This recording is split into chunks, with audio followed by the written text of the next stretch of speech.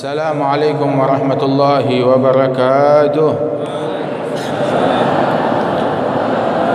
Alhamdulillah wassalatu wassalamu ala sayyidina Rasulillah Sayyidina Muhammad bin Abdullah wa ala alihi wa sahbihi wa mawalah. Ma ba'd, kita bersyukur kepada Allah Subhanahu wa taala pada pagi hari ini, menjelang siang ini, bersama-sama kita berkumpul di masjid yang mulia ini, masjid yang agung, namanya juga Masjid Agung, yang dimuliakan, yang diagungkan oleh Allah Subhanahu wa taala, sebab ini merupakan sentral dari suatu negeri, merupakan tempat pandangan rahmatnya Allah Subhanahu wa taala, dan tempat yang paling dicintai oleh Allah Subhanahu wa taala. Maka semua masjid adalah agung, dan kita saat ini berada di Masjid Agung Kota Batam. Mudah-mudahan Allah Subhanahu wa taala berikan keberkahan kepada kita di dalam perkumpulan ini, dan kita berkumpul bersama orang-orang yang memotori dan berkhidmat kepada masjid dan rumah-rumahnya Allah Subhanahu wa taala. Dan ini merupakan suatu hal yang mulia, satu hal yang luhur. Kita dipercayakan dan dipilih oleh Allah untuk khidmat di rumahnya. Kita sekarang kalau mau cari orang khidmat di rumah kita, kita pilih-pilih, kita seleksi. Maka ketika kita terpilih untuk khidmat di rumahnya presiden, kehormatan, presiden percaya sama saya.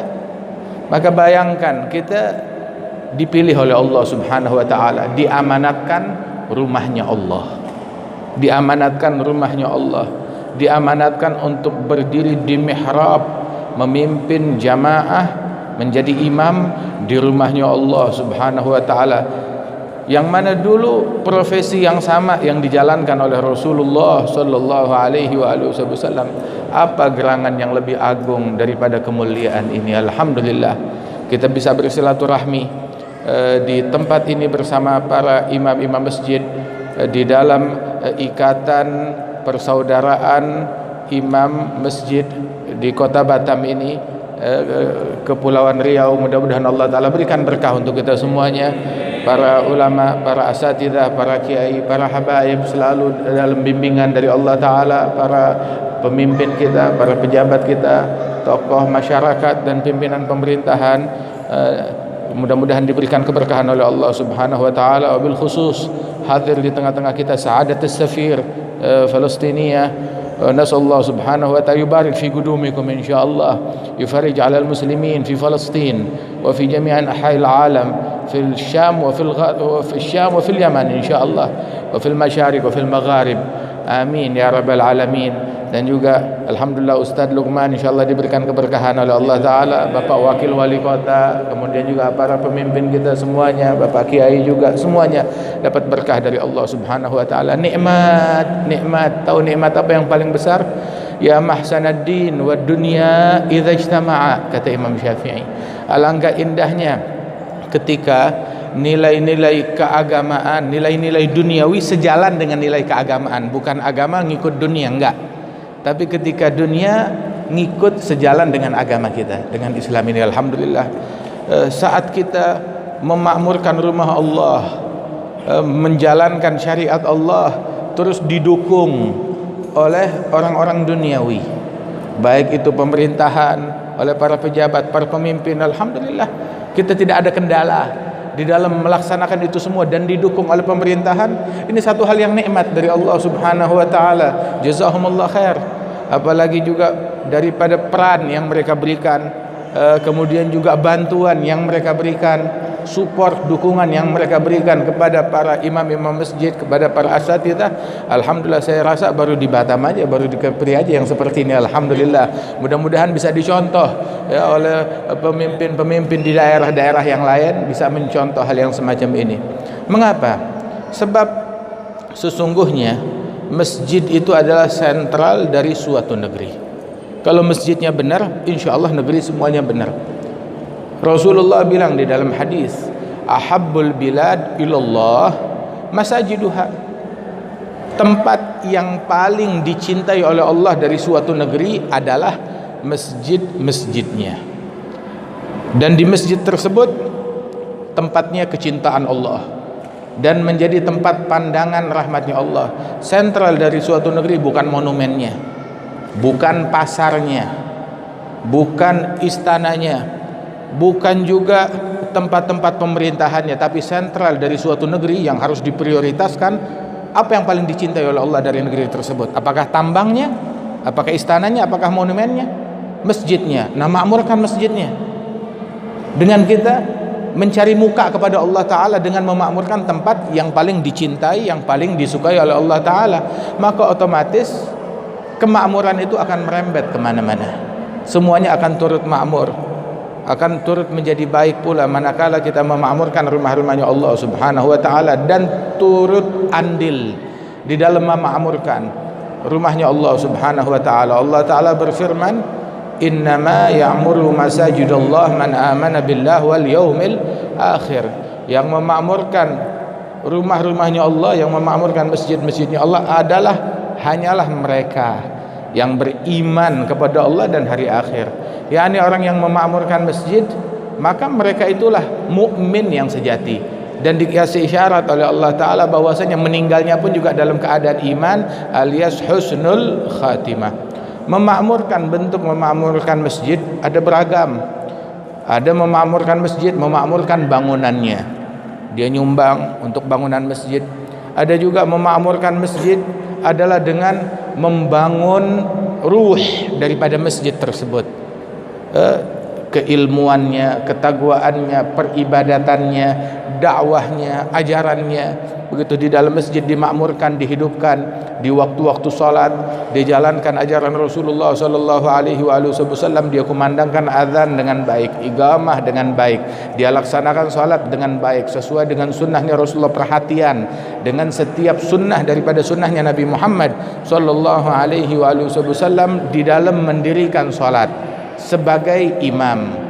Apa yang disunahkan oleh Rasulullah sallallahu alaihi wasallam dilaksanakan dengan sesempurna mungkin, sebab dia sebagai imam yang dipercayakan oleh Allah Ta'ala di tempat-tempat tersebut, dan ini adalah amanat dari Allah Subhanahu wa Ta'ala. Dengan itulah kita memakmurkan masjid, dan memakmurkan masjid dengan pengajiannya, dengan ta'limnya, dengan Al-Qur'annya, dengan sholawatnya kepada Nabi Muhammad sallallahu alaihi wasallam. Sebab sholawat kepada Rasulullah juga termasuk bentuk memakmurkan masjid juga. Bagaimana tidak? Sholat kita nggak terima kalau nggak sholawat kepada Nabi Muhammad. Rukun sholat, sholawat kepada Nabi Muhammad sallallahu alaihi wasallam. Di dalam tasyahud pun juga kita salam kepada Nabi Muhammad, assalamu alayka ayyuhan nabiyyu wa rahmatullahi wa barakatuh. Kemudian juga kita berucap 2 kalimat syahadat, dan kita wajib bersolawat kepada Rasulullah. Kalau tidak, solat kita tidak sah apabila tidak bersolawat kepada Nabi besar Muhammad sallallahu alaihi wasallam. Dan inilah, dan memakmurkan juga dalam masjid tersebut, di dalam kajiannya, di dalam nasihat agamanya, memberikan bimbingan kepada umat, bimbingan kepada umat yang bikin sejuk, yang bikin adem, yang menambah pengetahuan umat, yang membuat umat makin terpelajar, bukan membuat umat menjadi makin barbar. Ya, masjid membuat umat, memberikan bimbingan, membuat umat menjadi semakin terpelajar, cendekiawan, terpelajar, mencerdaskan umat, membuat mereka menjadi orang yang berpendidikan, sehingga keluar dari masjid orang-orang terpelajar, cendekiawan, berpendidikan, bukan preman yang keluar dari masjid. Ya, kalau preman sekolahnya bukan di masjid, ngajinya bukan di masjid. Kalau dia ngajinya di masjid, nah akan melahirkan orang-orang yang terpelajar, orang-orang cendekiawan, yang santun, yang berakhlak, yang saling mencinta satu sama lain, begitu, saling mengasihi satu sama lain. Nah, itu tuntunan masjid, ajaran masjid.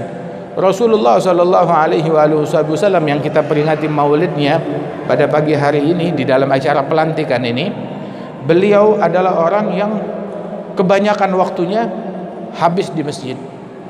Habis di masjid dan habis untuk membina umat dan habis untuk perjuangan di dalam dakwah beliau. Dan jihad adalah bagian kecil dari dakwahnya Rasulullah sallallahu alaihi wasallam. Sehingga Nabi Muhammad enggak ada hadis yang meriwayatkan kalau Rasulullah salat fardu sendirian. Maknanya Nabi Muhammad nggak pernah sholat fardu sendirian, sholatnya selalu berjamaah. Nah kita pun juga sholatnya harus selalu berjamaah. Itu man wadhab man lazam ala sholatil jamaah faqad mala al arda faqad mala al barra wal bahra khairan wa thawab wal ajr.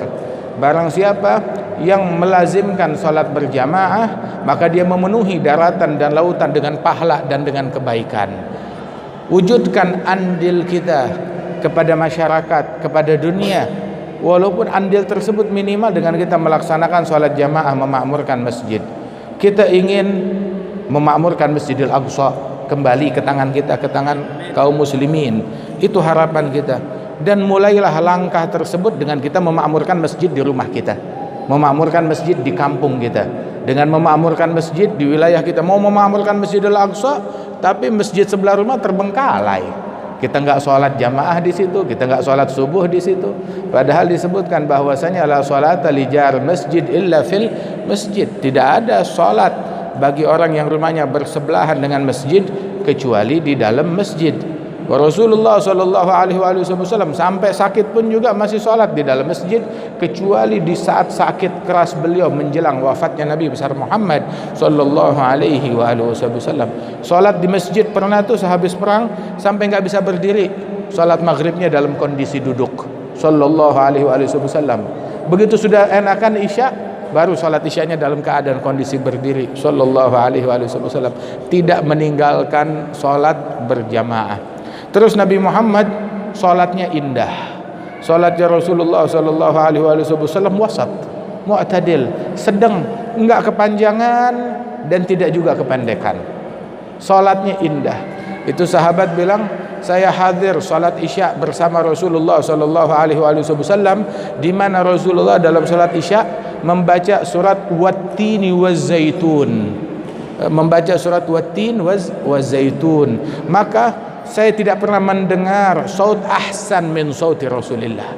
Enggak ada suara yang lebih indah, yang lebih merdu daripada suaranya Nabi Muhammad sallallahu alaihi wasallam waktu membaca surat At-Tin wa Zaitun yang demikian indah dan demikian menarik hati dan jiwa, menyentuh sampai ke ruh, sampai ke hati, sampai ke jiwa bacaannya Nabi besar Muhammad sallallahu alaihi wasallam.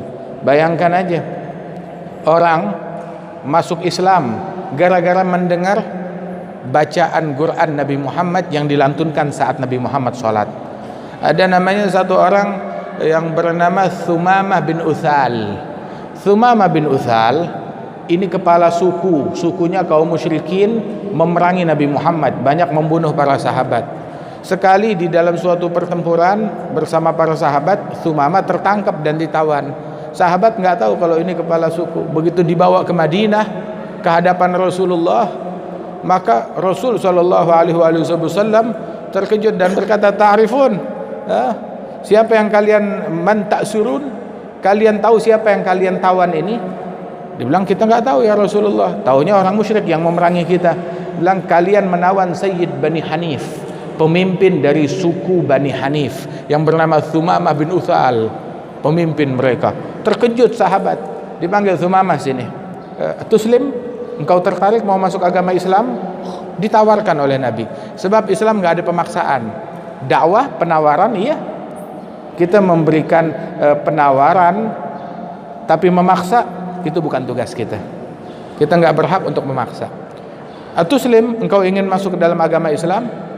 Maka berkata Thumamah, dia berkata, ya Muhammad, in taqtulni taqtul zadam wa in tamnun tamnun al syakir. Kalau engkau membunuhku, engkau membunuh orang juga yang pernah membunuh banyak dari kelompokmu. Tapi kalau engkau bebaskan aku, engkau membebaskan orang yang pandai berterima kasih. Maka Rasul sallallahu alaihi wasallam memandang, tunggu dulu, tahan dulu di sini, biarin di masjid, ditahan di dalam masjid. Orang musyrik Thumamah bin Uthal ditawan di masjid, ditaruh di masjid situ, nggak boleh keluar dari masjid, diikat. Itu dia di masjid melihat Rasulullah sallallahu alaihi wasallam duduk di situ, melihat para sahabat duduk di hadapan Rasulullah dengan adab. Itu sahabat kalau duduk di hadapan Rasulullah nggak berani ngangkat kepala, mereka menundukkan kepala di hadapan Nabi Muhammad. tidak bising, tenang, hening di hadapan Rasulullah. Itu ka'annama ala ru'usihim thair. Itu sahabat kalau duduk di hadapan Rasulullah seolah-olah di kepala mereka itu ada burung. Artinya kalau burung lewat di atas kepala mereka bakal menyangkanya ini batang kayu. Enggak bergerak, hening, enggak ada yang berani memandang, menatap langsung kepada Rasulullah. Sayyidina Amr bin al-As, beliau bilang, lau gila li sifli wajah Rasulullah, kalau ada orang yang nanya kepada saya seperti apa wajah Rasulullah, saya nggak bakal mampu mensifatkannya. Kenapa? Saking saya tuh nggak berani ngelihat wajah Rasulullah yang penuh wibawa, tidak berani menatap langsung wajah Nabi Muhammad yang penuh wibawa, takut bertatapan mata langsung dengan Rasulullah Sallallahu Alaihi Wasallam.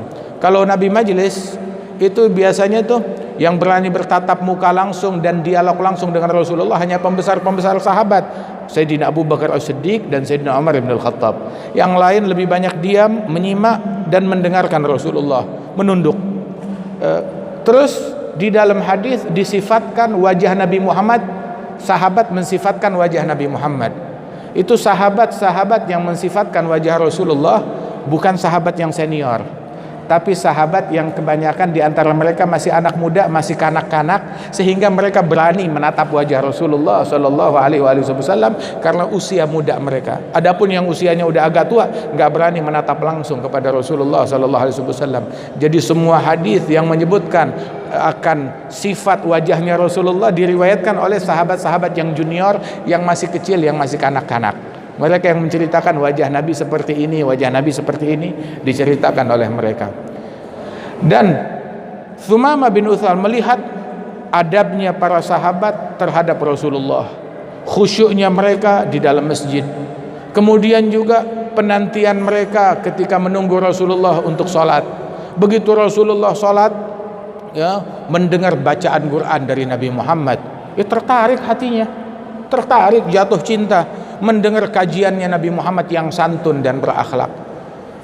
Hari kedua dipanggil Thumamah mau masuk Islam, maka dia tetap mengucapkan ucapan yang sama. Hari ketiga dipanggil mau masuk Islam, tetap dia menolak. Nabi bilang, ya sudah cukup. Periode untuk mengajak selesai, bebas, lepaskan. Ini pimpinan, panglima perang, kepala suku dari orang yang memerangi kita. Nabi bilang, bebaskan. Islam gak maksain dia, bebaskan. Dibebaskan Thumamah bin Uthal. Begitu dibebaskan bukan pulang ke kampungnya. Begitu dibebaskan dia tanya, mana di sini saya tempat untuk mandi, tempat air di mana? Ditunjukkan di sana. Dia bersih-bersih, dia mandi, kemudian balik lagi ke masjid.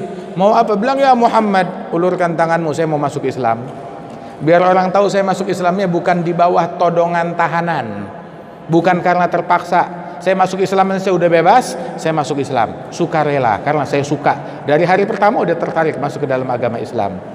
Nah, terus lihat, guru kami bilang kebanyakan para sahabat sebelum iman masuk ke dalam hati mereka, mahabbah dan cinta dulu yang masuk ke dalam hati. Terlebih dahulu mencinta baru beriman. Banyak di antara para sahabat demikian. Sebab iman dan mahabbah sesuatu yang nggak bisa dipisah-pisahkan. Sehingga Thumamah begitu masuk Islam, langsung dia membuat statement, 3 statement. Dia bilang, ya Muhammad, ya Rasulullah, ma kana ala wajhil ard wajh abghad ilayya min wajhik wa qad asbaha wajhuk ahabbul wujuh ilai. Ya Rasulullah, di muka bumi enggak ada wajah, enggak ada muka yang paling saya benci melebihi wajahmu tadinya. Tapi sekarang begitu masuk ke Islam, wajahmu menjadi wajah yang paling saya cintai. Ya Rasulullah, di muka bumi enggak ada kawanan yang lebih saya benci daripada sahabat-sahabatmu, kawan-kawanmu. Maka sekarang sahabatmu menjadi orang yang paling saya cintai, lebih daripada teman-teman saya dan orang kampung saya sendiri. Ya Rasulullah, kata Thumamah, dulu nggak ada kampung, nggak ada negeri yang lebih saya benci melebihi negerimu. Sekarang negerimu menjadi negeri yang paling saya cintai. Kenapa? Sebab di situ pijakan Nabi Muhammad Sallallahu Alaihi Wasallam. Cintanya merembet sampai ke tanah yang diinjak oleh telapak kaki Nabi besar Muhammad Sallallahu Alaihi Wasallam. Cinta kepada Allah merembet, cinta kepada Rasulullah, cinta kepada sahabat dan keluarga Nabi, cinta kepada semua yang berhubungan dengan Nabi, termasuk tanah yang diinjak oleh Rasulullah Sallallahu Alaihi Wasallam. Nabi dulu di masjid itu kalau berbicara, kalau ceramah, kalau ngasih nasihat, Nabi bertumpu di sebuah batang kayu. Jadi ada pohon batang kayu, dibiarkan di situ, di batang kayunya itu, untuk Nabi bersandar, bertumpu di atas batang kayu tersebut, memberi nasihat kepada sahabat.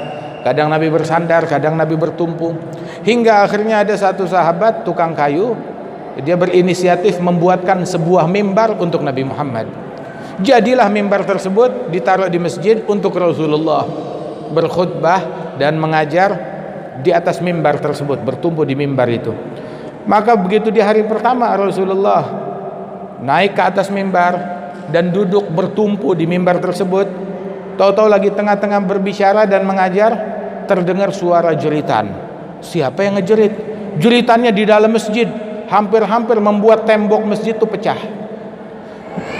Nggak taunya sumber jeritan dari mana, bukan dari manusia, dari batang pohon yang kemarinan dijadikan sebagai mimbar oleh Rasulullah. Rupanya itu batang pohon menangis. Ini disebutkan dalam Sahih Al-Bukhari dan juga disebutkan di dalam banyak riwayat daripada kutubus sitt. Maka Rasulullah SAW segera menghampiri batang pohon tersebut, menenangkan sampai suaranya itu pelan-pelan dan menghilang, seperti seorang ibu menenangkan anak bayi yang nangis. Sampai selesai, terus Rasul SAW bilang bahwasanya batang pohon ini dia menangis karena jauh dari Rasulullah SAW. Padahal jauhnya berapa? Cuma 2 meter, 3 meter, cuma 4 meter jauhnya dari Rasul SAW. Tapi terbiasa nempel dengan tubuhnya Nabi Muhammad. Ketika Nabi pindah posisi yang lain, maka bersedih menangis. Al-Imam Al-Hasanul Basri itu, beliau ketika menyebutkan hadis ini, beliau menangis, berkata kepada teman-temannya, lihat bagaimana batang pohon menangis karena cinta dan rindu kepada Rasulullah, sedangkan kita kapan kita menangis dan rindu karena cinta kepada Rasulullah sallallahu alaihi wasallam. Dalam riwayat yang lain, Nabi berkata kepada batang pohon tersebut, apabila engkau mau, kami pindahkan engkau ya di perkebunan sono, di kota Madinah, di kebun ya, sehingga engkau bakal tumbuh lagi, tumbuh menjadi sempurna, menjadi pohon sempurna. Tapi kalau engkau mau ya tetap di sini, ya engkau tumbuh di surganya Allah Ta'ala, di istananya Nabi Muhammad di surga kelak. Maka dia memilih untuk tumbuhnya di surganya Allah Subhanahu wa Ta'ala. Maka disebutkan batang pohon itu pun dicongkel, dikeluarkan dari tanah ya, kemudian ditanam, sebab memang pohonnya sudah mati, pohonnya itu sudah mati. Begitu Nabi menawarkan dengan mukjizatnya, kalau mau ditanam lagi di luar, pohon yang udah mati bisa tumbuh lagi, hidup lagi secara sempurna. Atau kalau tidak, ya udah hidupnya nanti di surga. Dia memilih hidupnya nanti di surga. Kemudian batang pohon itu ditanam di dalam masjid. Di tempat itu ditanam di dalam masjid, dan mimbarnya Nabi ditaruh di atas, yaitu kuburan batang pohon itu. Ditaruh di atas itu mimbarnya Rasulullah sallallahu alaihi wasallam. Dan mimbarnya Nabi Muhammad dulu, Rasulullah tuh kalau naik mimbar, anak tangga mimbar ada 3 anak tangga. Nabi berdiri di anak tangga yang ketiga. Berdiri di situ, kadang duduk di situ. Nah itu begitu Rasulullah wafat, Sayyidina Abu Bakar As-Siddiq naik mimbar, nggak berani berdiri di anak tangga yang ketiga, yang paling tinggi, tapi dia turun ke anak tangga yang kedua. Bilang, kenapa nggak naik ke atas? Nggak berani. Itu atas itu tempatnya Rasulullah.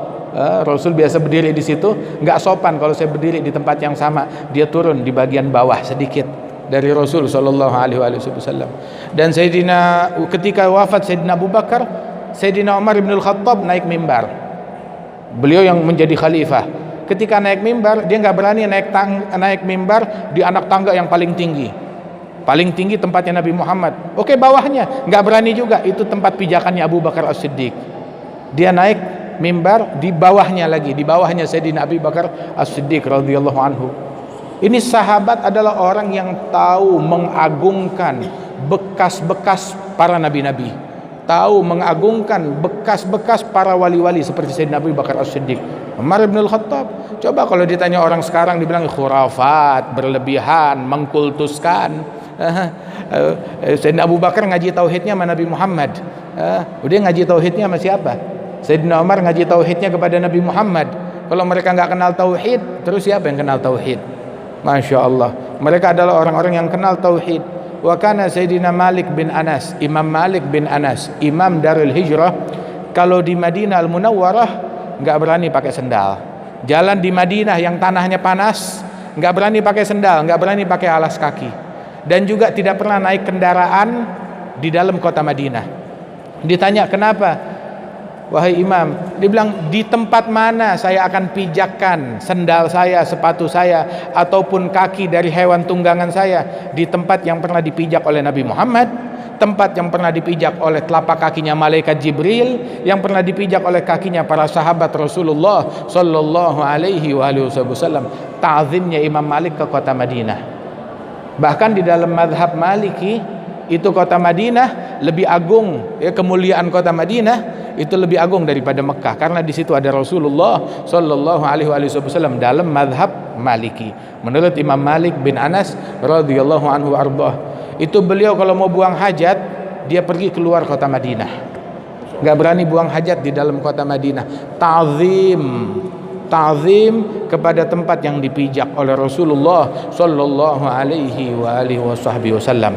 Dan disebutkan ada lebih dari 3.000-4.000 spot di Madinah Al-Munawwarah, tempat-tempat spot yang Rasulullah pernah sholat di situ, Rasul pernah duduk di situ, Rasul pernah berbaring di situ, Rasul pernah masuk ke tempatnya fulan dan fulan. Ada sekitar 3.000 sampai 4.000 spot di mana di situ jejaknya Nabi Muhammad sallallahu alaihi wasallam di Madinah Al-Munawwarah. Mudah-mudahan Al-Haramain Syarifain dijaga oleh Allah Ta'ala, dan Masjidil Aqsa senantiasa insyaAllah dijaga oleh Allah Subhanahu wa Ta'ala. Ayo kita wujudkan andil kita untuk Masjidil Aqsa, ya, adalah dengan kita memakmurkan masjid-masjid kita, makmurkan masjid-masjid kita. Nah, kita sekarang subuhnya telat terus mimpi mau memakmurkan Masjidil Aqsa. Kita enggan bersolawat kepada Nabi Muhammad terus mimpi mau memakmurkan Masjidil Aqsa.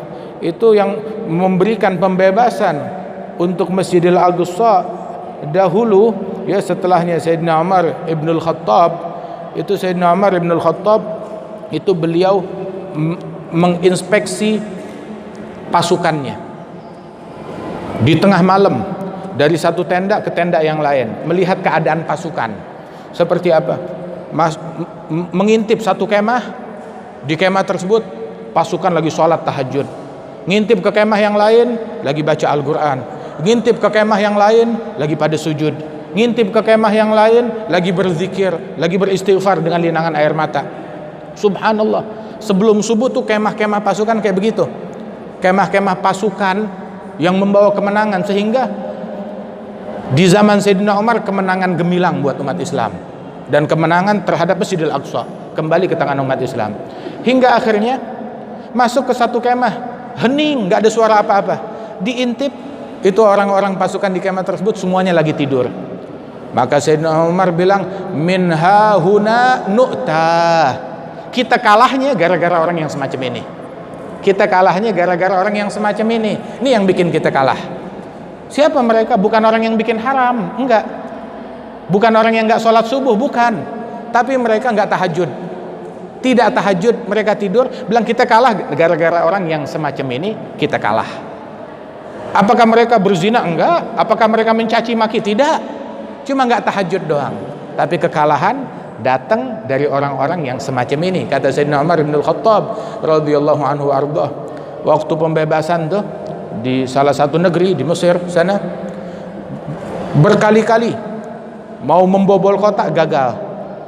Panglima minta bantuan kepada Amirul Mukminin, tambahan pasukan. Dibilang, masalah kalian bukan karena pasukan, kita nggak punya pasukan, dan nggak pernah tuh soal jumlah menjadi masalah buat kita.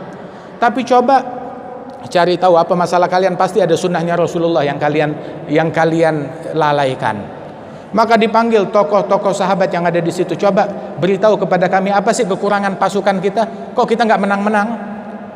Maka dibilang, pasukan ini semuanya baik, bagus, cuma kurang satu. Kurangnya apa?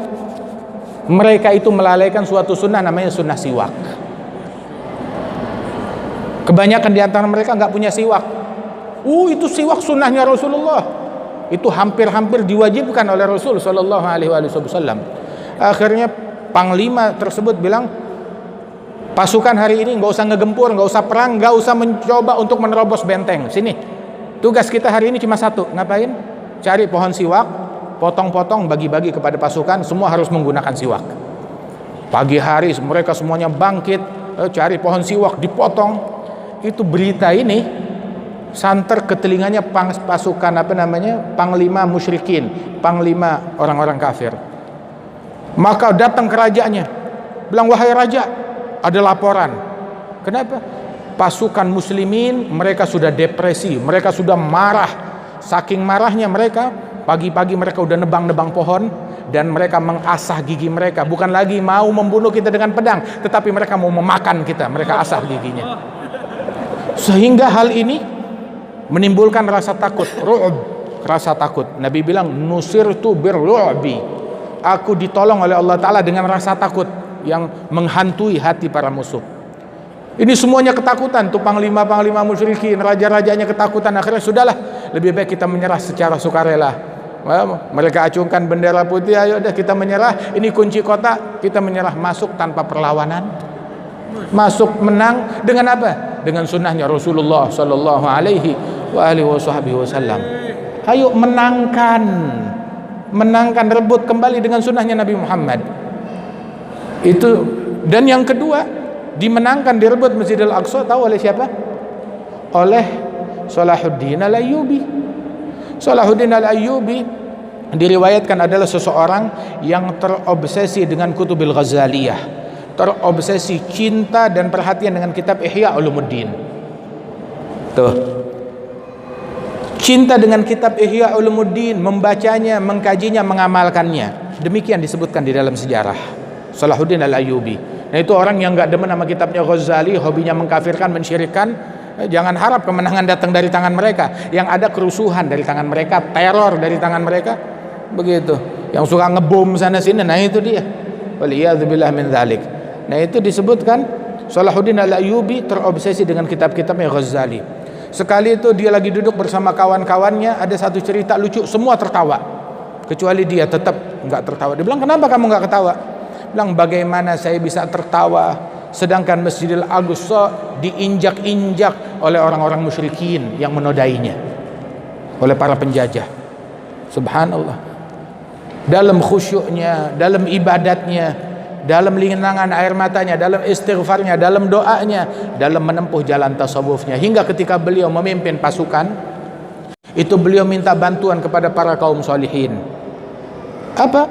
Dia tulis surat kepada para orang-orang soleh, para ulama, tokoh-tokoh masyarakat, pemimpin-pemimpin kerajaan, minta bantuan kepada mereka. Bukan minta bantuan pasukan, bukan minta bantuan persenjataan. Beliau minta kepada mereka, tolong minta kepada umat kalian, ya, imam-imam masjid kalian, ya, untuk membaca kitab Sahihil Bukhari, ya, tawassul dengan hadisnya Nabi Muhammad SAW agar Allah memberikan kemenangan kepada umat Islam yang berjuang di Masjidil Aqsa.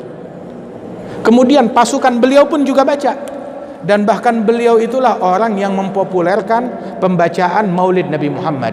Dikumpulkan pasukan, kita nggak usah cerita bawa kisah berita tentang orang-orang kafir, musyrikin, Nasrani, Yahudi, jangan cerita itu. Tapi kita bawa yang kita viralkan di tengah-tengah pasukan, sebutan Nabi Muhammad. Sehingga diviralkan di tengah-tengah pasukan bagaimana sifatnya Nabi, akhlaknya Nabi, jihadnya Nabi, kisah kelahirannya Nabi. Itu yang diviralkan hingga dikenal tuh dalam sejarah beliau orang yang punya andil di dalam mempopulerkan kisah maulidnya Nabi Muhammad sallallahu alaihi wasallam, hingga dengan berkat itu Allah Ta'ala berikan kemenangan kepada umat Islam. Dan di pasukan beliau nggak ada orang yang tukang membid'ahkan, nggak ada orang yang tukang mensyirikkan. Subhanallah. Sama seperti pasukannya Sayyidina Abu Bakar As-Siddiq yang dikirim untuk ke Yamamah memerangi Musailamah Al-Kadzab, nabi palsu. Itu tahu gak apa slogan pasukan? Slogan pasukan bukan caci maki kepada nabi palsu, enggak. Tapi slogan pasukan yang menjadi yel-yel pasukan sahabat tahu apa? Wa Muhammadah, wa Muhammadah. panggilan kepada Nabi Muhammad. Nabi Muhammad sudah wafat, tapi mereka bertawassul, memanggil, menyebut nama Nabi Muhammad, Nabi Muhammad, diagungkan nama Nabi Muhammad hingga mereka meraih kemenangan dengan berkat itu. Nah, kita sekarang udah cukuplah berita-berita hal lain, berita-berita yang nggak ada gunanya yang berkumandang di rumah kita. Bawakan berita tentang Rasulullah di dalam rumah kita. Begitu, bawakan berita tentang Nabi Muhammad di tengah anak-anak kita. Bagaimana, siapa nama anak-anaknya Nabi, sifatnya Nabi, perangainya Nabi. Begitu. Jangan bawa berita yang kagak enak, bawa berita yang enak, bawa berita yang bagus, bawa berita yang indah. Itu bentuk pembelaan kita kepada syariat dan ajaran Rasulullah sallallahu alaihi wasallam. Apalagi masjid yang kita diamanatkan, masjid rumahnya Allah Subhanahu wa taala.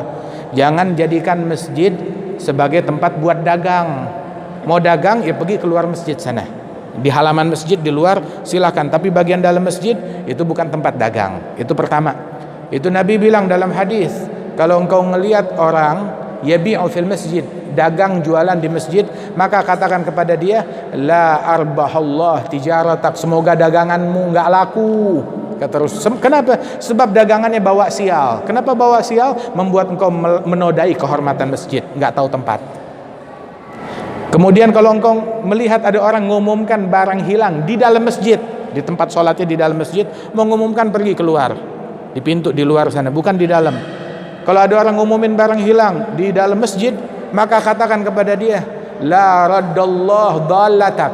Rasul ngajarin, semoga barangmu yang hilang biar nggak ketemu. Kenapa? Tuh barang bawa sial, membuat engkau menodai daripada kemuliaan dan kehormatan masjid. Sebab al-masajid la tubna lidzalik, kata Nabi Muhammad. Masjid nggak dibangun buat begituan. Nah, begitu juga masjid nggak dibangun buat kampanye. Masjid nggak dibangun buat kampanye, buat mempopulerkan partai tertentu, calon tertentu. Siapa aja mau masuk masjid, ahlan wa sahlan, silahkan. Tapi kalau mau kampanye di masjid, kampanye bukan tempatnya di masjid. Silahkan mau kampanye, oh saya punya agenda ini buat kebaikan buat umat, silahkan, tapi bukan di masjid. Letaknya kampanye bukan di masjid, dagang bukan di masjid, sebagaimana buang air juga bukan di dalam masjid, ada tempatnya.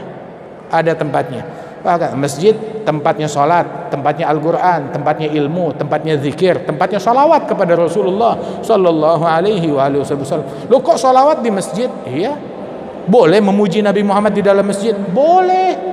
Sebab dulu tuh Rasulullah tuh sampai naruh mimbar di dalam masjid buat Hasan bin Thabit, seorang penyair, menyampaikan pujian kepada Nabi Muhammad sallallahu alaihi wasallam. Di antara pujian Hasan bin Thabit yang dilantunkan untuk Rasulullah adalah gara'na fid duha wa la sawfa yu'ti fasara qulubana dzakal 'ata'u wa hasyak ya Rasulullah tarda wa minna man yu'adzabu aw yusa'u khuliqta mubarra'an min kulli 'aibin ka'annaka qad khuliqta kama tasha'u wa ajmalu minka lam taragatu 'aini wa ahsanu minka lam talidin nisa'u. Yang lebih indah dari engkau enggak pernah dilihat oleh mata, yang lebih tampan dari engkau enggak pernah dilahirkan oleh seorang ibu pun juga di alam semesta ini. Engkau diciptakan tanpa aib, tanpa cacat, seolah-olah engkau ketika dalam kandungan ibumu udah order mau diciptakan matanya seperti apa, rambutnya seperti apa. Saking sempurna fisiknya Rasulullah dan akhlaknya Rasulullah sallallahu alaihi wasallam. Dan banyak pujian yang dilantunkan oleh para sahabat, baik oleh An-Nabighah, oleh Abbas bin Abdul Muttalib, begitu juga oleh Hasan bin Thabit, oleh Ka'ab bin Zuhair dalam qasidah Banat Su'ad. Isinya pujian kepada Rasulullah sallallahu alaihi wasallam. Sampai sekarang kalau kita ke Masjidin Nabawi, di Masjidin Nabawi itu ada sebuah syair pujian untuk Nabi Muhammad yang masih terpampang jelas ketika kita ziarah kepada Rasulullah. Di dalam masjid itu tertulis bahwa nabiyyun azimun khulguhul khulugul ladzi lahu 'azzama rahman fi sayyidil kutubi. Tertulis sampai sekarang, nabi yang agung, akhlaknya diagungkan oleh Rahman di dalam Al-Qur'an, wa innaka la'ala khuluqin azim sallallahu alaihi wasallam. Alhasil, ayo kita makmurkan masjid. Semua memakmurkan, dari imam-imamnya, para muazzininnya juga, kemudian juga para jamaah salatnya, jamaah pengajiannya. Masjid jangan dijadikan tempat mengkafirkan orang. Jangan dijadikan tempat mensyirikkan orang, jangan dijadikan tempat membid'ahkan orang. Kenapa? Sebab membid'ahkan orang lain itu adalah bid'ah. Hah? Iya, membid'ahkan orang adalah bid'ah. Nabi Muhammad nggak pernah membid'ahkan muslim. Coba mana hadis yang menyebutkan Nabi membid'ahkan seorang muslim? Hei, kamu bid'ah. Nggak ada. Nggak ada hadis yang menyebutkan Nabi mensyirikkan orang Islam. Kamu syirik. Tidak ada. Mengkafirkan orang, mensyirikkan orang haram, membid'ahkan orang hukumnya haram dan merupakan hal yang bid'ah. Mengkafirkan, mensyirikkan, membid'ahkan. Begitu juga sebagaimana mencaci maki orang lain, itu juga hukumnya haram, dilarang oleh Rasulullah. Sibabul muslim fusug wa qitaluhu kufrun wa la'nuhu kagatlihi. Dalam hadis sahih, mencaci muslim lain itu adalah perbuatan fasik, kefasikan. Wa qitaluhu kufur, memerangi, menghalalkan darahnya adalah kufur. Dan melaknat muslim itu sama seperti membunuh, melakukan pembunuhan terhadap muslim tersebut. Dan membid'ahkan lebih jahat daripada mencaci. Mensyirikkan, mengkafirkan lebih jahat daripada membid'ahkan. Dan itu bukan ajaran Nabi besar Muhammad sallallahu alaihi wasallam.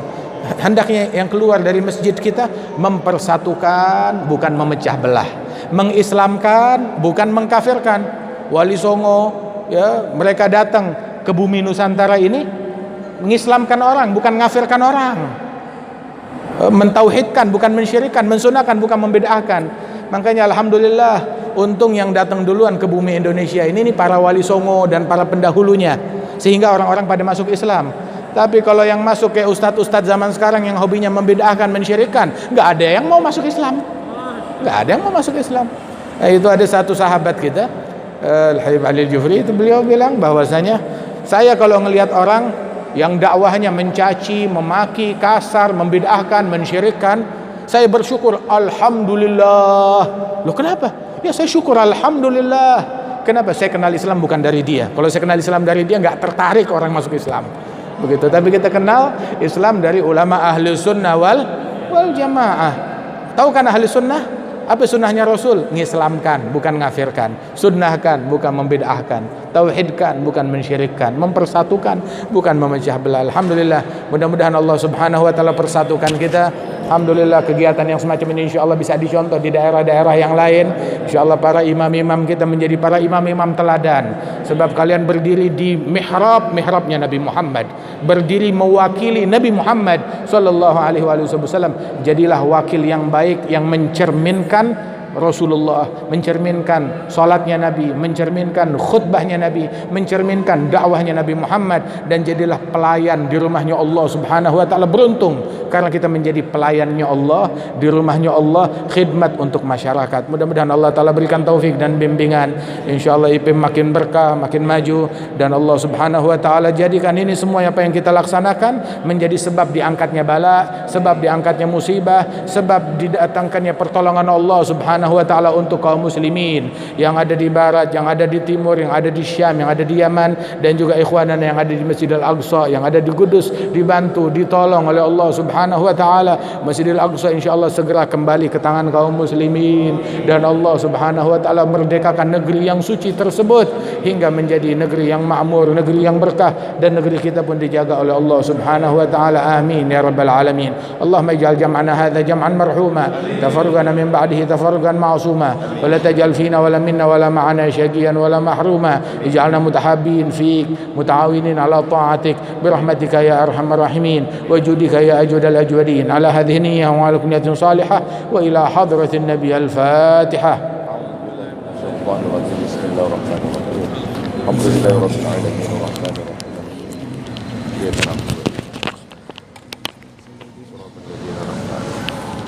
عليهم